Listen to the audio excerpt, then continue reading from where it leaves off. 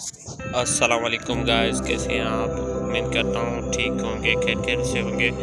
आज मैंने कबूतर बाहर निकाले तो कहा चलो दोस्तों के साथ शेयर करते हैं अपने कबूतर। ये चुगते हुए माशाल्लाह अच्छे और प्यारे लग रहे हैं, मस्तियाँ कर रहे हैं, खुश हो रहे हैं।